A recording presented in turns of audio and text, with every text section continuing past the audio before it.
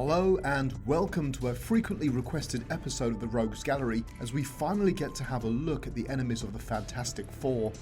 I'm Schizofenik and I'll be taking you through some of the best known villains as well as showcase some of the greatest artwork for each character in my opinion.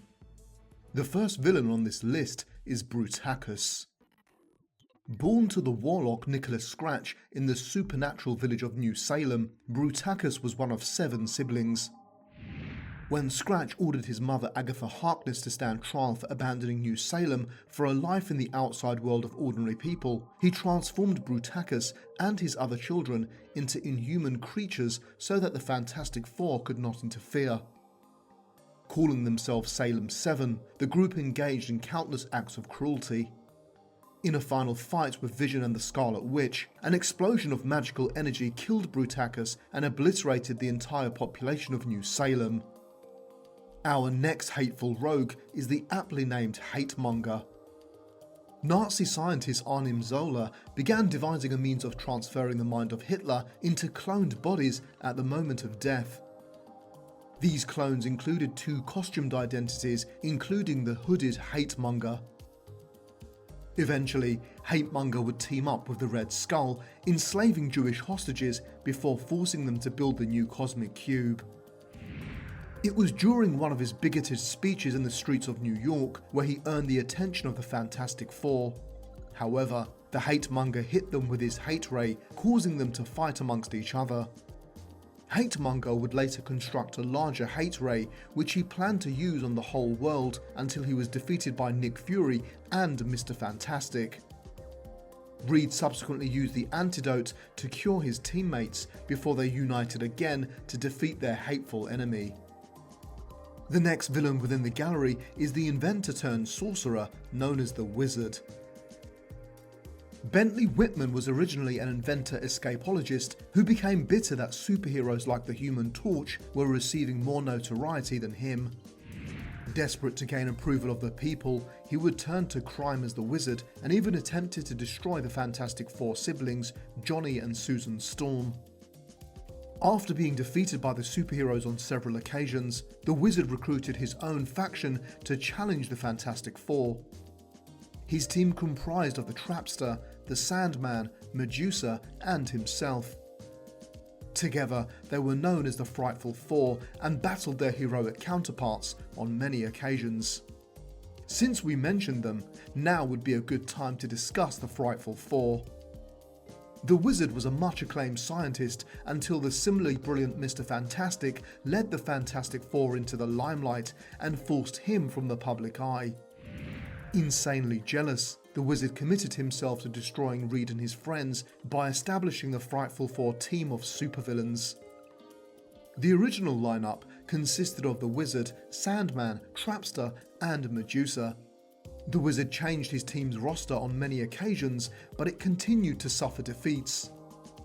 Even when they caught the Fantastic Four off guard during Reed and Susan Storm's engagement party, the Wizard's team would still be beaten. The search for new members led the Wizard to look everywhere, even advertising in the Daily Bugle. More recently, the Frightful Four's lineup resembled a family, with the Wizard's wife Salamandra and daughter Cole signing up for duty. With a genius like Reed Richards on the team, anyone wanting to oppose the Fantastic Four will require high levels of intellect, and our next section of rogues have exactly that. Born into the aristocracy of 9th century Spain, Diablo became obsessed with alchemy. He understood that time was the most precious commodity and sold his soul to the demon Mephisto in exchange for knowledge. Developing an elixir of life and moving to Transylvania, Diablo spent the next millennia oppressing the local villagers until they rose against him, trapping him in a crypt for over a century. Having tricked the Thing into freeing him, Diablo clashed with the Fantastic Four on several occasions. Our next rogue to use his genius to combat the quartet is the former atomic plant worker known as Molecule Man. Owen Reese was a lab assistant who inadvertently activated a machine that opened a hole into another dimension, exposing him to radiation that scarred his face and bestowed him with the power to control matter. Reese, being bitter at his failure to fit in with the world around him, utilised his powers for evil but was defeated by the Fantastic Four. Since then, the Watcher imprisoned Reese in another dimension, but he eventually returned to Earth. Another former nuclear engineer is the villain known as Mole Man. Made a pariah for his unusual appearance, Mole Man found his sanctuary underground where he established his own kingdom. He discovered Monster Island, a subterranean world that was filled with advanced technologies left behind by a race known as the Deviants. Mole Man would lay claim to these devices and also enslave a semi-human race of beings. Mole Man would ally himself with other villains to attack the surface world, however his plots were always thwarted by the Fantastic Four. Mole Man would announce himself as the sole ruler of the underground kingdom, which he named Subterranea. The next villain pulling the strings is the rogue known as the Puppet Master. Philip Masters moved to the US at a young age and became the research partner of Jacob Reese. Masters would become envious of his colleague's success and killed him after a failed robbery of their lab. This event led to an explosion which blinded Jacob's daughter Alicia. He later became the young lady's stepfather when he married his former partner's widow. After discovering that he could control people with clay sculptures, Masters became the Puppet Master and teamed up with villains like the Mad Thinker and Doctor Doom to battle the Fantastic Four. However, to his dismay, his stepdaughter Alicia fell in love with the Thing and he was left with no choice but to accept their relationship. Another villain who has given some thought to battling the Fantastic Four is the Mad Thinker. For years, the Mad Thinker performed criminal acts without the authorities even knowing of his existence. This criminal mastermind only entered public awareness when he battled the Fantastic Four. He tempted each member of the team away from New York with jobs that were impossible to refuse. With the heroes out of the way, he entered the Baxter building and stole Reed Richards' inventions. He manufactured superhuman androids based on Richards' designs and turned them against the Fantastic Four. However, he failed to account for the circuit breaker Richards had implanted, and the robots were immediately disabled. Since then, the Mad Thinker spent many of his days incarcerated, but has still managed to perform his acts from inside. We now move on to some otherworldly rogues who have proven to be formidable opponents for the Fantastic Four. Born into an aristocratic Kree family, Ronan was initiated into the Accuser Corps from an early age and was responsible for enforcing justice across the Kree Empire. He would quickly rise to the position of Supreme Public Accuser, becoming the third most powerful individual in the Empire. As a result, he was given the task of punishing the Fantastic Four when they overcame an Earth-based Kree sentry. However, when the foursome humiliated Ronan, he tried to gain control of the Kree Empire but ultimately failed. Since then, he has resigned himself to working with his superiors for the betterment of his race. We now move from an accuser to a watcher as we look at our next rogue. Temporal matters like age are said to be measured by the intergalactic race known as the Watchers. However, Aron ignored his people's pledge of non-interference in all things and instead chose to use his great cosmic abilities for evil. He toyed with the lives of the Fantastic Four, replacing them with corrupt duplicates, and subsequently engineered a civil war with his own Watcher race. As Aron was about to destroy the Fantastic Four, Uatu the Watcher, who was responsible for Earth's section of the cosmos, reluctantly killed him.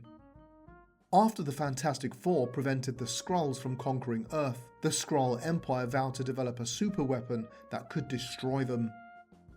His scientists created the Super-Skrull, a warrior bionically re-engineered to possess all the powers of the Fantastic Four.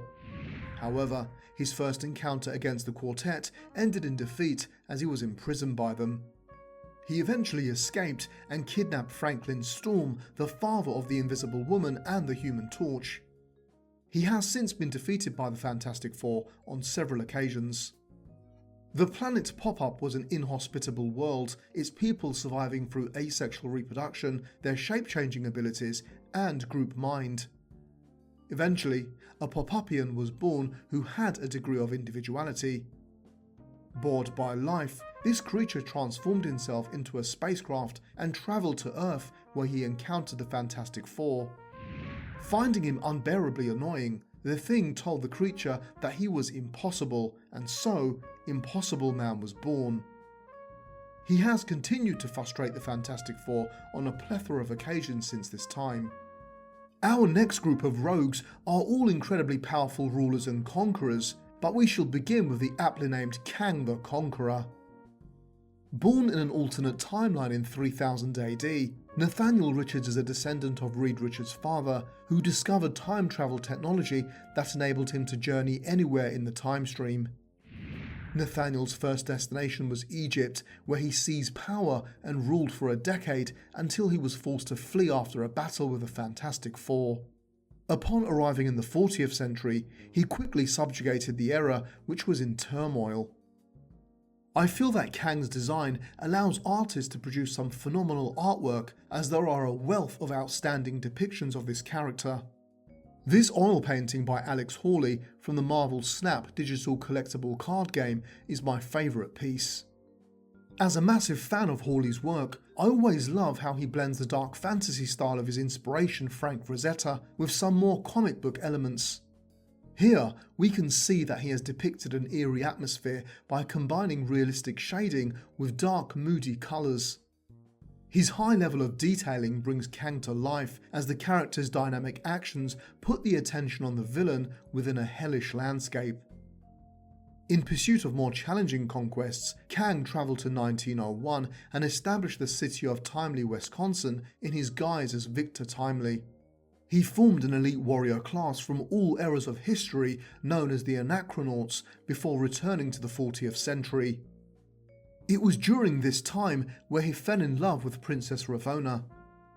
After her death during the revolt by Kang's troops, he tried and failed to become the consort of the celestial Madonna Mantis, killing the original swordsman in the process. The artwork you see by Anthony Petrie here is another impressive piece that I am a massive fan of. A future version of Kang, calling himself Immortus, tried to thwart his younger self's aggressive schemes, but Kang would not be stopped and assembled the Legion of Unliving. This artistic portrayal of the character is by Keenan Al-Saboni and is another one of my favourites. Finally, I also love Jim Cheng's work from Young Avengers No. 2, which shows a technologically advanced representation of Kang against a futuristic city setting. Our next conqueror of worlds is the villain known as Annihilus. After spores were released by the dying crew of a Tyanan ship which crashed on the barren planet Arthros, one of the spores grew into an insect-like being called Annihilus. He subsequently gained great power and cunning after using the cosmic control rod, becoming master of the life forms that grew from the other released spores on Athros. This began his lust for power, which saw him set out to conquer the other worlds of the negative zone. However, when he tried to vanquish Earth, he came into conflict with the Fantastic Four. Another conqueror who battled it out with the Fantastic Four is Psycho Man. Psycho Man was chief scientist of Tron, a planet in an alternate reality known as the Microverse. He travelled to Earth to conquer the planet by means of his Psycho Ray, but was stopped by the Fantastic Four's Human Torch and the Thing. Psycho Man has continued to clash with the Fantastic Four in the Microverse and on Earth, where his tiny form is encased in a human-sized suit of armour. Our next rogue is the ruler of the planet Balur. Hailing from the depths of the negative zone, Blastaar emerged as a being of formidable power and quickly rose to prominence amongst his kind. The tyrannical ruler would subjugate the planet Balur before its oppressed denizens revolted against him. Blastaar was eventually imprisoned in a special containment suit when he ventured near Mr. Fantastic, who was transported into the negative zone. When the containment suit exploded, Blastaar was released and teamed up with Sandman to plot the destruction of the Fantastic Four. However, the Thing managed to subdue Sandman whilst Reed Richards neutralised Blastaar before sending him home. Another well-known ruler is the Lord of Atlantis. Prince Namor is the mutant son of a blue-skinned Atlantean princess and an American sea captain. He was raised in the underwater kingdom of Atlantis and grew up despising all surface dwellers. During World War II, Namor sided with the Allies against the Axis powers and joined the super teams known as the Invaders and the Liberty Legion. When he returned to the surface in the late 1950s, he met a man called Destiny who removed his memory and sent him to New York. Namor's memory was restored by Johnny Storm, but Namor turned against the human race when he discovered that the city of Atlantis had been destroyed in his absence. In his initial encounter with the Fantastic Four, Namor fell in love with the Invisible Woman and tried to blackmail her into marriage by saying he would spare mankind if she agreed. He later tried to attain her hand in marriage by purchasing a movie studio and offering the Fantastic Four $1 million to star in a blockbuster. Eventually, he would put his ego aside and allow Susan to marry Reed Richards. We move from one massive ego to another in the first of our planetary villains with the living planet known as Ego. Despite being formed from the same cosmic gases as other planets, Ego somehow has a huge brain and is self-aware. About the size of a small moon, Ego is from the Black Galaxy. Ego created armies of superhuman warriors from its own substance, which it sent to conquer other worlds. When Ego entered the solar system, his presence alone caused massive earthquakes which devastated the world. When the Fantastic Four ventured into space to investigate, they came face to face with Ego and discovered his propulsion unit. The thing would remove one of its engines on Richards' orders before the quartet entered Ego's brain with the intention of destroying it. Upon realizing, Ego would become enraged and vow to destroy Earth. However, when he activated his propulsion system, only one thruster was fully operational and Ego veered away from Earth. He would ultimately get caught in the sun's gravitational pull, where he was slowly torn apart. We now move from a villain who is a planet to one who can create them. He is the Beyonder. Scientist Owen Reese's experiments on the energies of a cosmic cube transformed him into Molecule Man and also formed the Beyonder. Initially, the Beyonder was a non-corporeal entity, but upon acquiring consciousness, began observing the activities of mankind. Fascinated by what he witnessed, he created his own planet by combining various elements from other worlds. He christened it Battle World and brought together a group of superheroes and villains in order to watch them fight. The things stay on Battle World had caused him terrible heartache, and upon returning to Earth after Secret War, he had some scores to settle with the Beyonder. Much to my surprise, some of the artwork on the Beyonder seems to be amongst the most impressive. How can such a basic character design inspire such magnificent artwork? I am aware that some of these examples are AI generated, but even so. This example from Marvel Battle Lines manages to convey the character's astronomical levels of power. The almost angelic bright white costume of the character juxtaposes the black starry void to help the character stand out in some of these pieces. When the Beyonder arrived on Earth, he travelled the world learning about humanity, but decided that he needed to be fully human and tried to transplant himself into a body of a baby which was gestating in a machine he had built. Before the child could be born, Molecule Man destroyed the birth tank to save the multiverse, channeling the resulting explosive energies into a new and empty universe. The Beyonder was rediscovered by the Fantastic Four, who were led to the new universe by Doctor Doom. In time, the Beyonder and Molecule Man fused to become a new cosmic cube. Eventually, this cube expelled the Molecule Man and became the female entity Cosmos, which later lived in mortal form as a being called the Maker. We will now transition from a villain who creates planets to one who devours them. Our next rogue is none other than Galactus.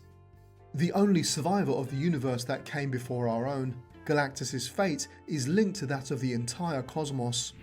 Although at times he has been a force for good, far more often he has brought doom, destroying entire races and worlds in order to satiate his own appetite for energy.